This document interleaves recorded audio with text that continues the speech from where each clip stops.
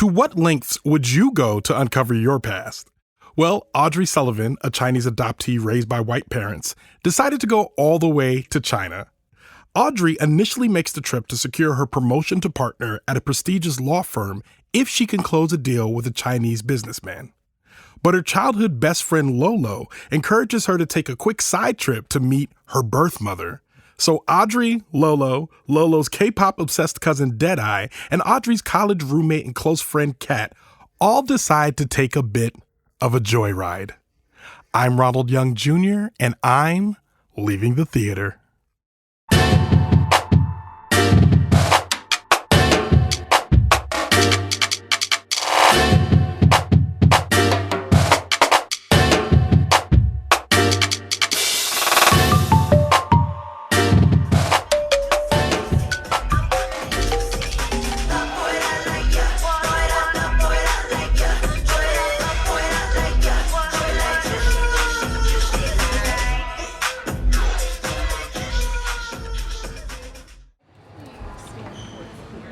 All right, I'm just gonna tell them.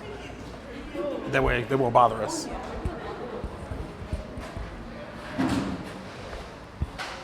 Hi. Do you mind if we record a podcast in that corner right over there? Say that again? Do you mind if we stand in that corner over there and record a podcast? That's fine. Okay, great. You're not gonna bother nobody, I promise. Okay, great. All right, this is Ronald, and I'm leaving the theater after seeing Joyride. Joyride, directed by Adele Lim, written by Chevapravatdumrong and Teresa Hsiao. Starring Ashley Park, Sherry Cola, Stephanie Su, Sabrina Wu, Ronny Chieng, Lori Tan Chen, Alexander Hodge, and Chris Pang. And for a full cast listing, as always, you can go to the link in our show notes. I'm not here alone. I'm here with Jonquilyn Hill. Jonquilyn Hill. Welcome back to the show. It is so good to be back. It is so good to be back. Wow, what a movie to return for. I know, right? Very different from the last film we watched. You know what? This is like the polar opposite. I'm now just realizing. Yeah. Like, I didn't even think about that. Because the last one we watched, we talked through we trauma bonded all the way through. This one, we were riveted and focused on the movie. Yeah, if I'm at home, and depending on who I'm with, I'm a movie talker. I'm not a theater movie talker. The last movie we had to talk to get through the trauma. I feel like the thread is people of color going through trauma, but this one was very different. We laughed to keep from crying in this one. Yeah. Wait, what? Did we? Well, I don't know. I got teary with friendship, but I'm not going to lie. There was a few times, we'll get there. So Joyride is a movie about 4 Chinese women, and I'll leave it at that. 4 Chinese women who go on a journey to find, one of them is adopted, and they're going on a journey first to close a business deal, and then it turns into a search for her birth mother in China. Hilarity ensues. It is a movie about young women and friendship, and it was not an unfamiliar premise, but you know what? I'll just stop right there. What did you think of the movie? I really, really enjoyed it. I have to admit, if there is a raunchy R-rated comedy, especially starring and centering women, there's a likelihood I'll like it. Like, I give it a lot, and I didn't even have to give this one a lot. I enjoyed it. It was a fun summer movie. It's definitely good for like a girls' night or something. So like you're thinking Bridesmaids or what's that, Booksmart? I would say it's along the lines of Bridesmaids, along the side of Girls Trip, those type of films where it's just like women acting bad. Yeah. Which is like, I love when women act bad. Yeah. Act bad, like Carisha says, act bad.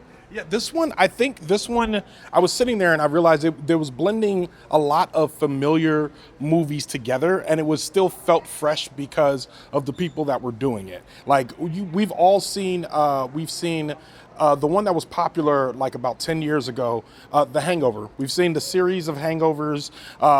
Girls Trip has a sequel coming out soon.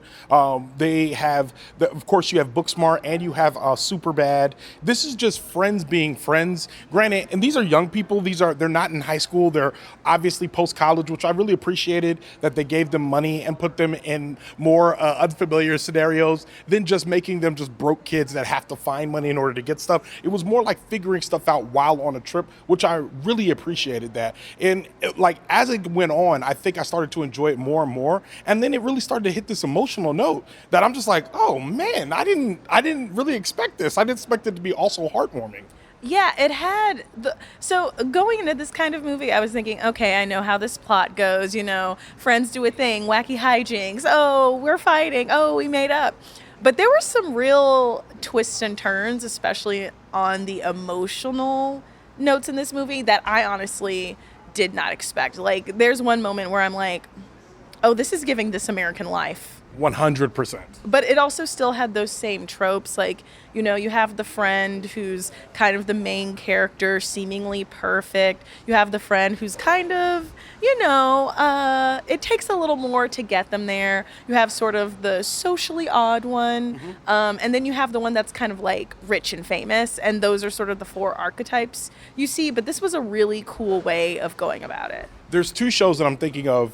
One is Girls, and the other one is Broad City. Now, I think Broad City is better than Girls. I think some people have described it as Girls with jokes, whereas Girls kind of does the four archetypes very well, where you have one that's kind of, like you said, one that's kind of the outcast, one that's more type A, one that's like the free spirit, all of that. And they nailed that all here, but it's not, it doesn't feel repetitive in a way, because they also give them all of them a sense of kind of groundedness in whoever they are. There's like probably only one idea of any of them not being aware of who they are, and it's still done in a way where she is still choosing to be who she is in this world until it's kind of like shattered later on. Yeah, what I really appreciate about it, and maybe this is the thing about people of color, is that there's only so much messiness you can realistically have in your life and still be a functioning person. I like that. Yeah, and so it was just like, okay, even for the characters whose lives are a mess, they have their stuff together because you kind of just have to. Yeah. And it was like, okay, that rings true. Like the dynamics rang very true. That was very cool. On top of all that, it's very funny. Like it was funny, and it was also like I remember the way I felt when I saw Crazy Rich Asians and being like, it's great to see a movie with this many Asian folks on camera, like in front of the camera, and it's not meant to be like, if you see it in The Hangover, when Kim Jong shows up, it's meant to be a joke. And too often we've seen this trope of Asian folks being docile or considered to be a joke or overly studious, or there's a lot of just really harsh stereotypes that are what is normally driving any Asian performance in a movie. And we've seen recently that that's just not the case, and especially when you're allowing Asian folks to actually do the creating of the films themselves. And Adele Lim also wrote Crazy Rich Asians, which I was like, I could see the threads and the ideas, like some of the stuff that shines through from like the glam, you know what I mean, or the sense of talking about what an American-born Chinese person is versus what a mainland Chinese person is. I like them playing with all those ideas and then still putting it behind of what does the American lens of all that look like, and then swirling around. And then also it's flat out funny.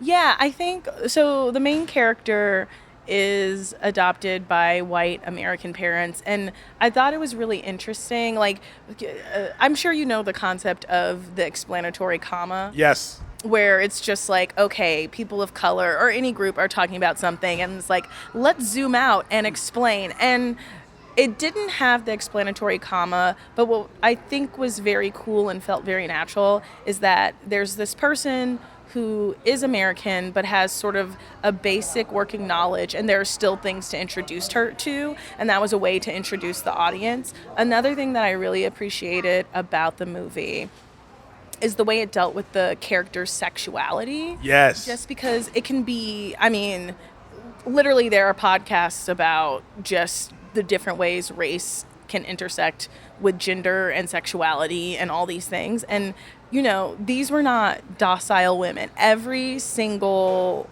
person had control of their own sexuality. And another thing that I really appreciated is that all the love interests in the movie were either Asian or men of color. And I was like, ooh, this is nice. This is not something we see, because typically I think in media, when we see a relationship like that, like it's like there's always a white person involved. It's like, how do we get this to be, palatable? And from what I recall for the press around Crazy Rich Asians, initially when they were trying to make that movie happen, people were saying like, oh, can we get like some white people in here? Can we? And it's like, no, we're not going to do that. And I really appreciated, like, I could tell that it was a story made for and by the people that were in it. And that's something that it shows. It really shows. I agree. I think there's something to be said about the idea of kind of like the interactions that everyone is having in this movie. It's not centered around reaching for whiteness. Like I've seen, if you look at something like Secret Lives of College Girls, of college women, college girls. I think it's the Secret Lives, the sex lives of college girls.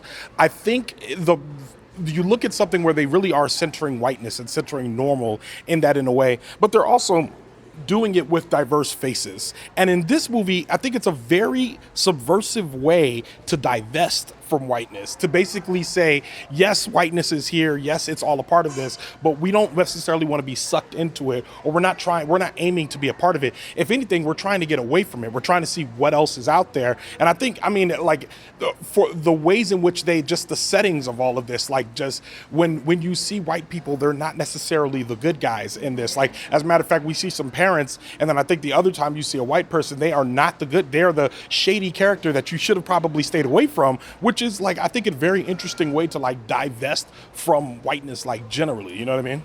Yeah, it was really, I don't know, I just love the way it centered the women's stories. It sort of reminded me a little bit of Insecure. Yes. In that way, Yeah. where it's just like, okay, but we're going to go where these women's lives are, and whoever is actually would be there is there. And also, there was a cameo from someone who was in Insecure, which was a very nice surprise. Like I think that was the one moment I talked where I was like, "That's the guy from Insecure." You said it straight up out loud, and I think it's Russell, right? That's his character's name in the show, if I'm not mistaken. I don't know. All I know is it was Molly's boo. Yes, Molly's boo. Molly's boo was in the movie, Yeah. booing as usual, Yeah. booing as he does. The thing is, as soon as I saw him take his hair out of the tie, I was like, they got him. They got him. You might as well start swooning. They thought it was him taking his shirt off. I was like, it's not it. It's the other thing. Watch.